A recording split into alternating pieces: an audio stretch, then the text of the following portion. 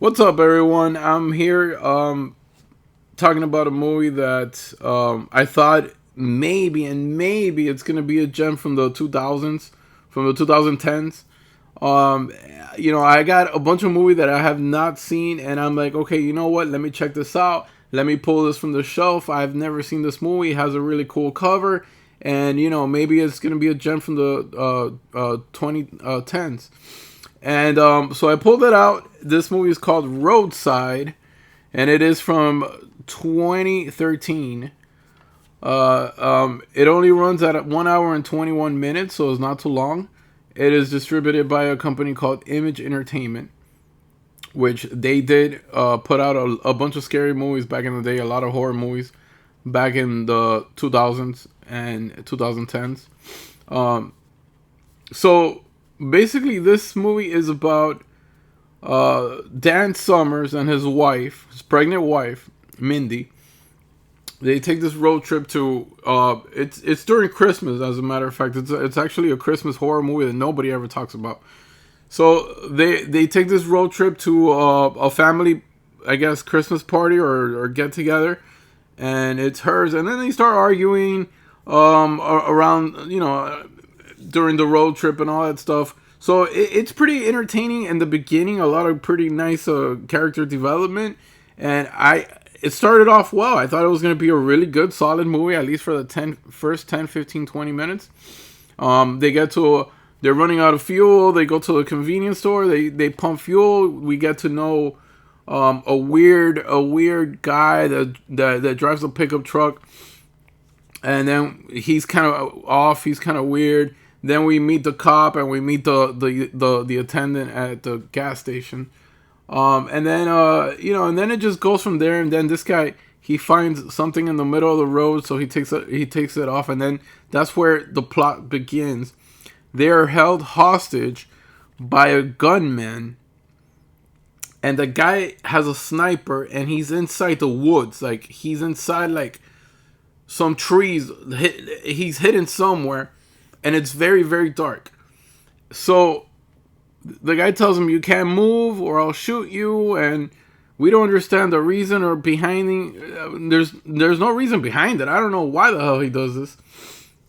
And all of a sudden, but you would think that the voice is creepier though. It's a low pitched voice, like the guy is talking to somebody, but you can't see the person, and it's not. I don't know. It just sounded really, really weird, really, really stupid. And I was like, "What the fuck is this?" As I was watching this, I couldn't believe what I was watching. So yeah, so they're like in the middle of nowhere, and it's basically in one setting, pretty much most of the time. They're in the car and right in the mountainside, and it was just boring. It was such a boring movie. I was so let down by it. The beginning was pretty good, and it's not the actors' fault. The actors were pretty good at it. The production was excellent for being a low budget movie. Very well done, very good production. I was pleased with that. Everything happened during that nighttime, so it keeps it creepy and all that. And it was really, really cold. It is a Christmas horror movie that nobody ever talks about. I've never even heard anybody say, "Oh, the top 20 Christmas movies or worst Christmas movies ever," or whatever. Christmas horror movies, should I say? And basically, I mean, the actors.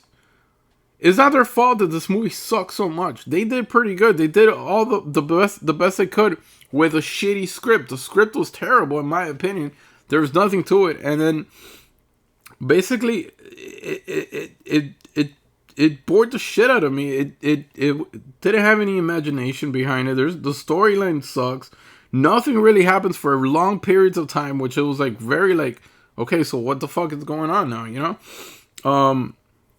What else can I say? It was directed by a guy named Eric England, which he also directed in 2013, the same year, Contracted, which was really good. That was a really good movie.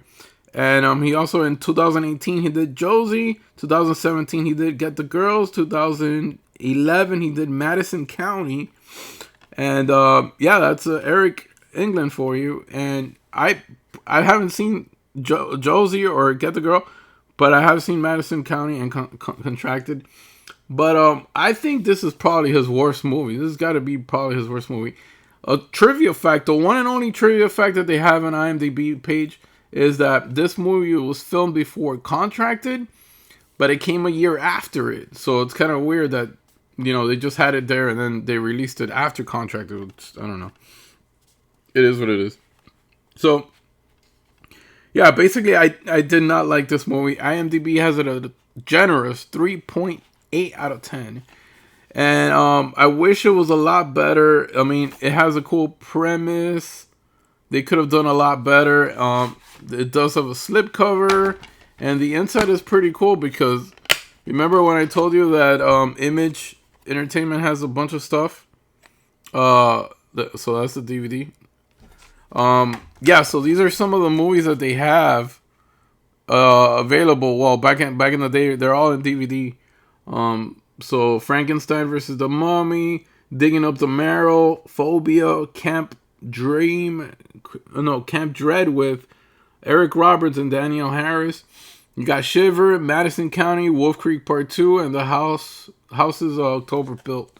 So those are all, I mean, some of them are pretty famous. Some of them are not that famous, but most of them are pretty well known in the horror community. And I think it was a very nice presentation. However, there is no special features on the DVD. It's just play the movie and scene jumps. It doesn't even have subtitles. That's how crappy this shit is. This is the back. If you want to read that, go ahead, pause that, and read that shit. I do not recommend this piece of garbage. It was terrible. And I'm simply gonna give it a 2 out of 10. It's a waste of time. Do not waste your time on this. Of course, I am no one to tell you what to do with your time. Check it out if you want to. I do not recommend it. I thought it was garbage.